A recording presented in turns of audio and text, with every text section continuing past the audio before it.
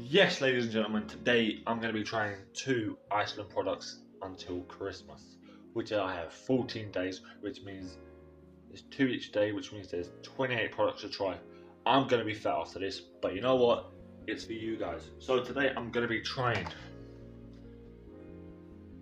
two chocolate melt in the middle puddings, 2 for £1.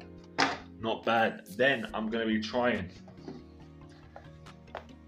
Bosch 12 mini chocolate eclairs.